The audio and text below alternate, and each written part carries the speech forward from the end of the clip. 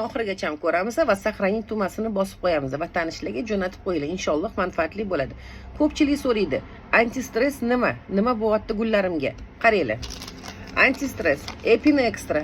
Bu stressga tushishidan oldin qilinadigan. Stressga tushishdan oldin qilasizlar bu narsani 2,5 litr suvga shuni razvodить qilasizlar, ustidan sepib tashlaysizlar. Yaxshilab, gulni sotib olib keldinglar, пересадка qildinglar. Stressga tushishini kutib o'tirmasdan shuni qilish kerak. Tak, sirkon. Bu gulinglar stressga tushib qoldi, suvga bo'kib qoldi yoki qurib qoldi. Tigiga suv quyish esingizdan chiqib qoldi. 2,5 litr suvga qilib turib, ustidan ham, tigidan ham beriladi. Keyingisi HB101. Bir haftada 2 marta 1 litr suvga 2-3 tomchi tomizib, bu narsani ham tigidan ustidan bersanglar bo'ladi. Bu ham stressni oldini oladi, stimulyatsiya qilib beradi, ildizlarini, ustilarini hammasini o'sishga yordam beradi, kurtay chiqarishga yordam beradi, bay chiqarishga yordam beradi inshaalloh. Ildizlarini yaxshi rivojlantirishiga juda ham yaxshi yordam beradi. Bu narsalarni saqlab qo'yinglar, mana shu dorilar.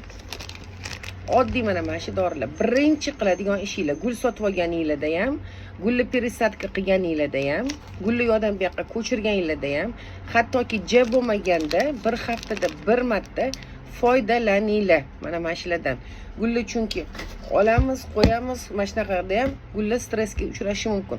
Sizlar hamma narsani to'g'ri qilyapsizlar, gullaringlarni to'g'ri sug'oryapsizlar, udabreniyalar yaxshi, hammasi zo'r, lekin nimagadir gullar so'lg'in bo'ladi yoki bo'lmasam uchlaringiz quriyotgan bo'ladi. Ana o'shanda balkim gullarda stress ketayotgandir. Hattoki bir haftada bir marta shu narsalardan foydalaninglar.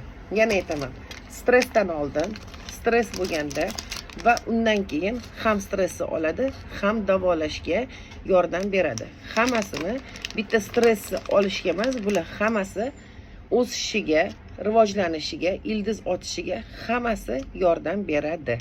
Inshaalloh foydalaninglar, duoda bo'lamiz va kommentariyada fikr mulohazamizni yozamiz.